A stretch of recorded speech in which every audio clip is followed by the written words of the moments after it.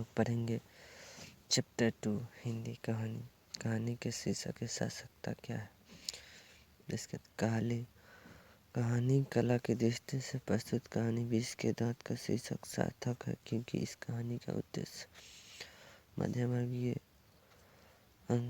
विरोधों को उजागर करना, जहाँ एक और सेन साहब जैसे महत्वाकांक्षी तथा सफेदपोश अपने भीतर लिंग भेद जैसे कुसंस्कार छिपाए हुए हैं, वहीं दूसरी ओर गिरधर जैसे नौकर पेशा अनेक तरह की थोपी गई बंदिशों के बीच भी अपने अस्तित्व को बहादुरी एवं साहस के साथ बचाए रखने के लिए संघर्षरत।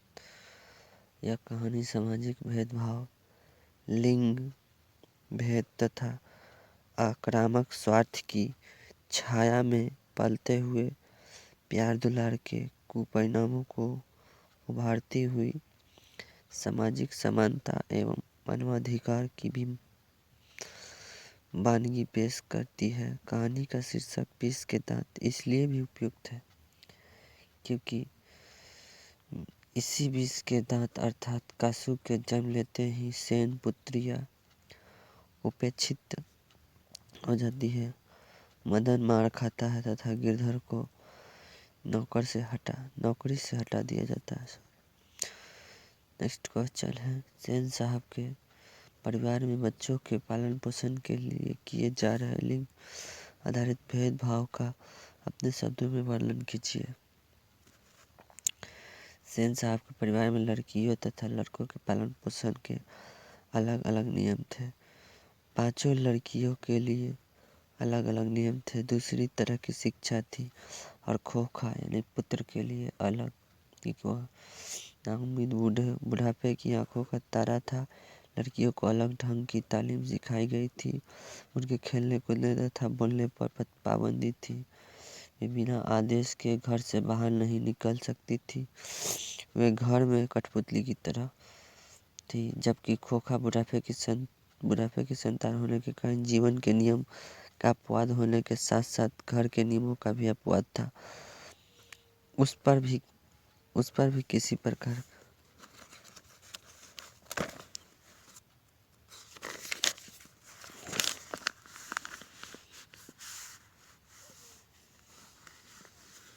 प्रकार का पाबंदी नहीं था। उसकी हरकत पर सेन साहब का कहना था कि उसे तो इंजीनियर होना है, इसलिए वह अभी से कुछ न कुछ जानकारी लेना चाहता। घर में लिंग भेद ऐसा ही था कि शरारती खोखे की प्रशंसा की जाती थी, किंतु तहजीब एवं तमीज की मूर्ति पुत्रियों की चर्चा तक नहीं होती थी। खोखा किन मामलों में अपवाद था। सेन साहब को 5 पुत्रियां थी। पुत्र का आविर्भाव तब हुआ जब संतान की कोई उम्मीद बाकी न रह गई थी, तथा सेन साहब को पुत्र तब नसीब हुआ जब पति पत्नी दोनों बुढ़ापे के अंतिम पड़ाव पर पहुंच चुके थे। इसलिए खोखा जीवन के नियमों के अपवाद के साथ साथ घर के नियमों का भी अपवाद था।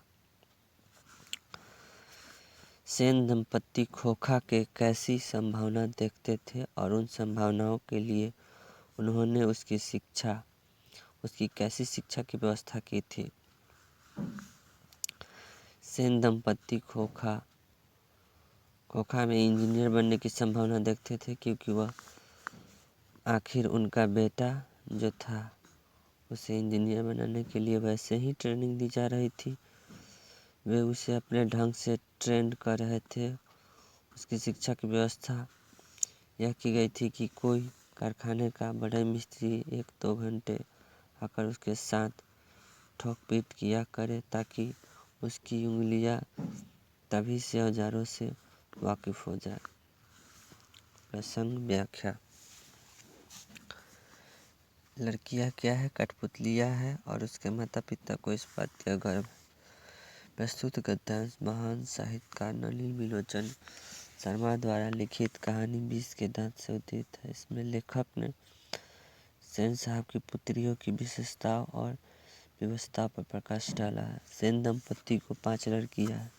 सीमा, रजनी, आली, शेफाली तथा आरती। सभी लड़कियां सभ्य तथा शिष्ट हैं। और उन्हें अपने माता पिता से सभ्यता एवं शिष्टा की शिक्षा दी गई हो अथवा नहीं, लेकिन क्या क्या नहीं करना चाहिए इसकी उन्हें ऐसी तालीम दी गई कि लोग देखते ही दंग रह जाते। वे शाम के वक्त दौड़ती खेलती है, लेकिन किसी चीज़ को तोड़ती फोड़ती नहीं है। इतना ही नहीं, वे खिलखिलाकर हंसती भी नहीं। उनके होठों की मुस्कुराहट ऐसी होती कि सोसाइटी की तारिकाएँ भी सीखने को व्यग्र हो जाए। लेखक के कहने का भाव है कि लड़कियां इतनी शालीन है कि सेन दंपत्ति गौरवान्वित है।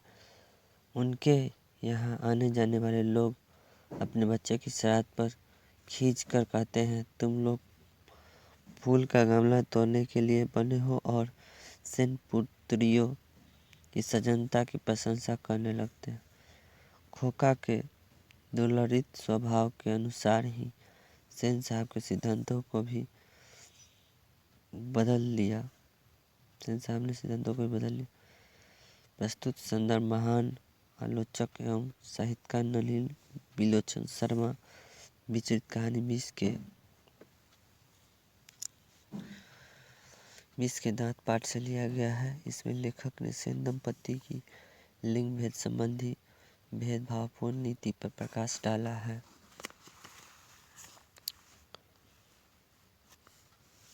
लेखक का कहना है कि सेन दंपत्ति अपनी पुत्रियों के लिए घर में अलग नियम बनाए हुए हैं। उनकी शिक्षा भी भिन्न थी।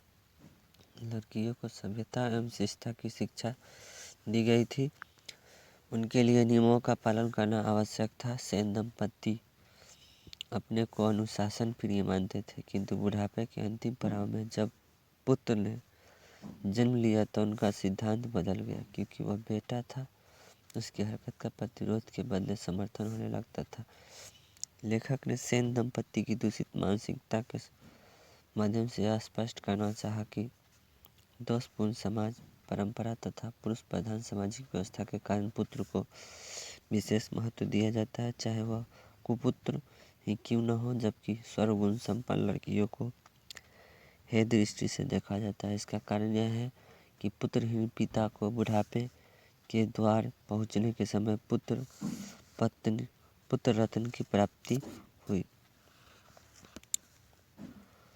हंस कौओं की जमानत में शामिल होने के लिए ललक गया। प्रस्तुत पंक्ति कहानी नलिन बिलोचन शर्मा लिखित कहानी 20 के दांत शीर्षक पाठ से उद्धृत है। इसमें लेखक ने खोखा के बाल स्वभाव का वर्णन किया है। लेखक का कहना है कि बच्चे में मान सम्मान की भावना नहीं होती। वे खेल प्रिय होते हैं। इसी खेल प्रियता के कारण खोखा उन आवारागर्द छोकरों के पास पहुंच जाता है जहां मदन के साथ अन्य बच्चे बंगले के आहते की बगल वाली गली में धूल में खेल रहे थे। उन आवारागर्द बच्चों को लट्टू नचाते देखकर खोखा भी खेलने के लिए ललच उठता। आदत से लाचार वह बड़े रौब के साथ मदन से लट्टू मांगता है, लेकिन एक दिन पूर्व उसके द्वारा अपमानित एवं प्रताड़ित किया गया मदन लट्टू देने से इनकार कर देता है तथा अपने पिता की गाड़ी के पास खेलने के लिए कहता है। अतः यहाँ लेखक ने साबित करना चाहा कि गरीब हो या अमीर, सारे बच्चे समान भाव होते हैं। उनके लिए गरीब अमीर में कोई अंतर नहीं होता। वे आदत से मजबूर होते हैं, इसलिए वह वहाँ पहुँच जाते हैं जहाँ उनकी इच्छा की पूर्ति होती है। इसका प्रमाण यह है कि हंस कौवा की जमानत में शामिल होने के लिए ललक रहा है। नेक्स्ट क्वेश्चन, सेन साहब और उनके मित्रों के बीच क्या बातचीत हुई और पत्रकार मित्र ने उन्हें किस तरह उत्तर दिया। सेन साहब और ड्राइंग रूम में बैठे उनके मित्रों के बीच बातचीत हो रही थी कि वह अपने पुत्र को अपने ढंग से ट्रेंड करेंगे, क्योंकि वह उसे अपनी तरह बिजनेसमैन या इंजीनियर बनाना चाहते हैं। वहाँ बैठे पत्रकार महोदय से जब उनके बच्चे के विषय में ख्याल पूछा गया तब उन्होंने उत्तर दिया कि उनका पुत्र जेंटिलमैन जरूर बने और कुछ बने या न बने उसका काम करे।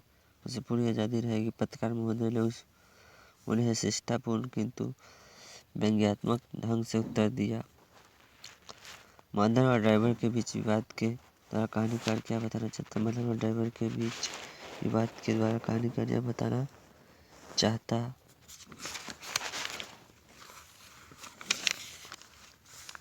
चाहता है कि बड़े लोग सामाजिक भेदभाव के माध्यम से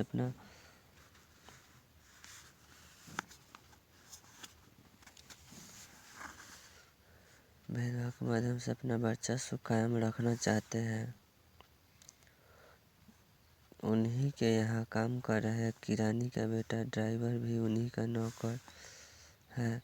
ड्राइवर अपने को कर्तव्यपरायण इंसान तथा जवाबदेह साबित करना चाहता है, जबकि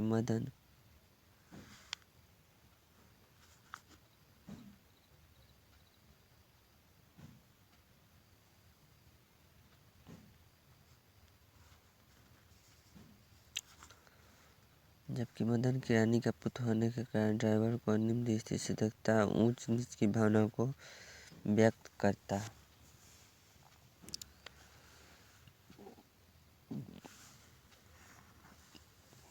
कासू और मदन के बीच झगड़े का क्या कारण था? इस प्रसंग के द्वारा लेखक का क्या दिखाना चाहता है? मदन और कासू के बीच झगड़े का कारण गरीब और अमीर का भेद था।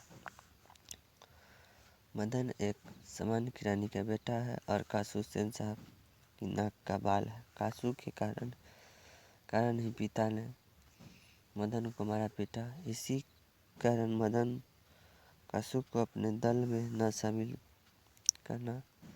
करता है और न ही मांगने पर लट्टू देता है। फलतः अमीरी में उबाल आ जाती है। कासू मदन को जैसे ही गुस्सा मारता है कि द्वंद्व युद्ध शुरू हो जाता है। यह लड़ाई हड्डी और मांस की, बंगले के पिल्ले और गली के कुत्ते की हाथ के बाहर होने के कारण महल की हार होती है। इस प्रसंग के द्वारा यह संदेश देना चाहता है कि सामाजिक फूट के कारण ही गरीब अमीरों का वर्चस्व कायम है। यदि गरीब संगठित हो जाए तो अमीरों द्वारा किया जाने वाला सारा शोषण बंद हो जाएगा।